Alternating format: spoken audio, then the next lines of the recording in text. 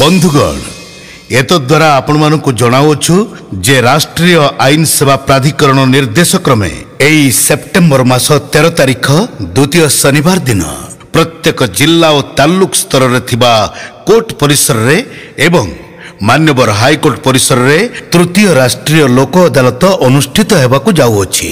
जदि आपणकर कोनसी मोकद्दमा दीर्घ दिन धरी कोर्ट रे विचाराधीन अछि अथवा आपणकर काहा सहित कोनसी विवाद लागि रहिछि तेबे सेही मोकद्दमा अथवा विवादर सहज और आपस समाधान पई लोक अदालतर सहायता नियंतु।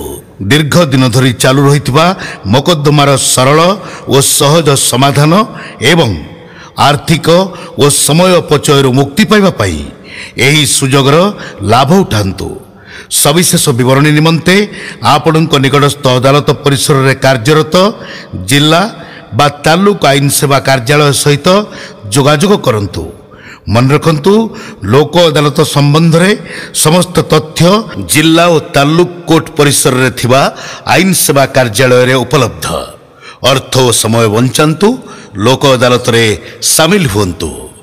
मन रखंतु राष्ट्रीय आईन सेवा प्राधिकरण निर्देश क्रमे एई सेप्टेम्बर मास 13 तारिख द्वितीय शनिवार दिन प्रत्येक जिला और तालुक स्तर रे थिबा कोर्ट परिसर रे एवं मान्यवर हाईकोर्ट परिसर रे तृतीय राष्ट्रीय लोक अदालत अनुष्ठित हेबाकु जाउअछि। जदि आपणकर कोनसी मोकद्दमा दीर्घ दिन धरी कोर्ट रे विचाराधीन अछि अथवा आपणकर काहा सहित कोनसी विवाद लागि रहिछि तेबे सेही मोकद्दमा अथवा विवादर सहज और आपस समाधान पई लोक अदालतर सहायता नियंतु। दीर्घ दिन धरी चालू रहितबा मोकद्दमार सरल और सहज समाधान एवं आर्थिक और समय अपचयर मुक्ति पाइबा पई एही सुजोगर लाभ उठांतु। सविशेष विवरणी निमंते आपणक निकटस्थ अदालत परिसर रे कार्यरत जिला बा तालुक आईन सेवा कार्यालय सहित जोगाजोग करंतु।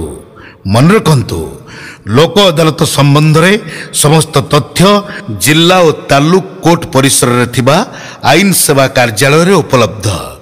अर्थ और समय बंचांतु, लोक अदालत रे शामिल हुंतु। धन्यवाद। बंधुगण एतद्वारा आपण मानकु जणावछु जे राष्ट्रीय आईन सेवा प्राधिकरण निर्देश क्रमे एई सेप्टेम्बर मास 13 तारिख द्वितीय शनिवार दिन प्रत्येक जिला और तालुक स्तर रे थिबा कोर्ट परिसर रे एवं मान्यवर हाईकोर्ट परिसर रे तृतीय राष्ट्रीय लोक